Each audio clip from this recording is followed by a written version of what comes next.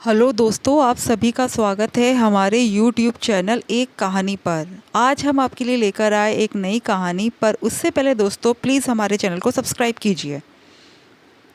रमन और वान्या पार्टी से होकर घर पर आए तो देखा कि पूरे घर की लाइट बंद है और सासू माँ हॉल में लाइट और टीवी चलाकर बैठी हुई है। वान्या अपने कमरे में चेंज करने के लिए जा रही थी कि सासू माँ की नज़र वान्या पे पड़ी और वे फट से बोली, बहू मुझे बहुत ज़ोर से भूख लग रही है, फटाफट से खाना बना दो। रात के 10 बजने को आए हैं। तुम लोग तो खा पी करके आ गए, पर मैं तो यहाँ भूखी हूँ। इससे पहले वान्या कुछ कहती, यह बात सुनकर रमन बोला, तुमने जाने से पहले माँ के लिए खाना नहीं बनाया था क्या? इतनी लापरवाह कैसे हो सकती हो तुम? माँ ने कहा था कि मेरे लिए अपनी बातें बाद में करना, मुझे भूख बहुत ज़ोरों से लग रही है, पहले मुझे खाना खिला दो। सासू माँ ने वान्या की बात काटते हुए कहा, अब खड़ी खड़ी देख क्या रही हो, जल्दी जाओ और खाना बना दो, बाद में चेंज करती रहना। रमन ने वान्या को लगभग डांटते हुए कहा। वान्या बिना चेंज किए ही रसोई में आ गई और सासू माँ के लिए खाना बनाने लगी। खाना बनाने के बाद सुषमा जी को खाना परोसा। उसके बाद रसोई साफ कर बर्तन धोकर वान्या कमरे में आ गई। जाकर बिना चेंज किए ही बिस्तर पर लेट गई। उसे लेटा देखकर रमन ने कहा, अरे तुमने अभी तक कपड़े चेंज नहीं किए, कितनी आलसी हो गई हो तुम आजकल। आजकल जाने से पहले माँ के लिए खाना भी नहीं बनाकर जाती। पिछली बार भी यही हुआ था। पिछली बार भी माँ जी ने खुद मुझे खाना बनाने से इनकार किया था, यह कहकर कि मैं अपने लिए खाना खुद बना लूँगी। हाँ, तो मुझे अकेले डर लग रहा था इसलिए खाना नहीं बनाया, और मेरे लिए 2 रोटी बनाने में तू थक गई क्या? देख अभी तक कपड़े भी चेंज नहीं किए, ऐसे महंगे मोल की साड़ी को यूँ बर्बाद कर रही है। कमरे में आती हुई सासू माँ ने कहा।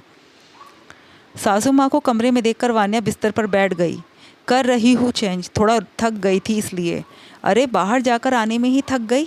वहाँ कौन सा काम कर रही थी? तुम आजकल की औरतों का बड़ा अजीब है, बन ठन कर बाहर घूम फिर कर आती हो और फिर कहती हो हम थक गए। भला बाहर जाकर आने में भी कोई थकता है क्या? हम तो नहीं थकते थे। इतने में बात को पलटते हुए रमन बोला, कुछ चाहिए था क्या माँ? हाँ, मैं तो पूछने आई थी कि पार्टी कैसी रही, कौन कौन आया था? सासू माँ ने वही बैठते हुए कहा।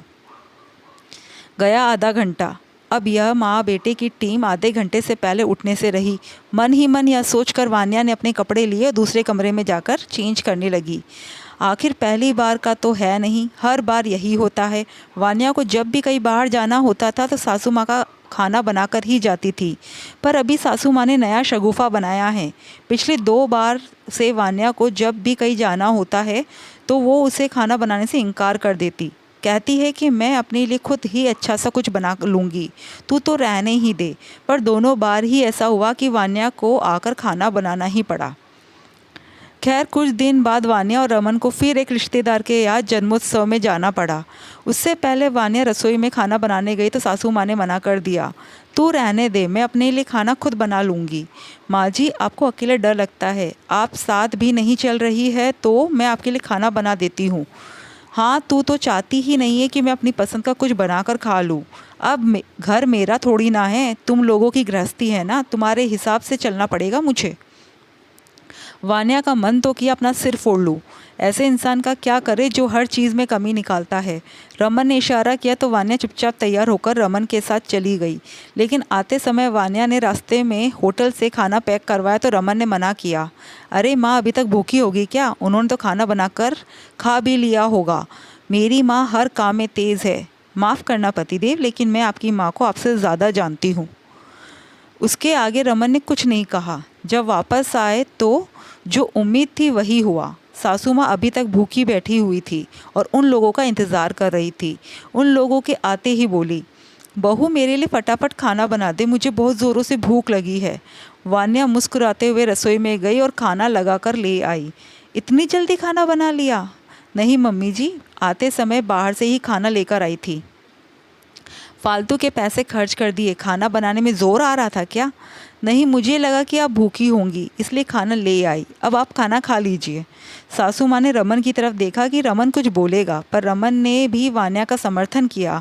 उसने कुछ नहीं बोला। उसे कुछ ना बोलते देख करके सुषमा जी चुपचाप अपना खाना खाने लगी। हाँ, अब कभी नहीं कहती कि खाना मैं खुद बना लूँगी। दोस्तों, आपको ये कहानी कैसी लगी प्लीज़ कमेंट करके ज़रूर बताइएगा। Thank you.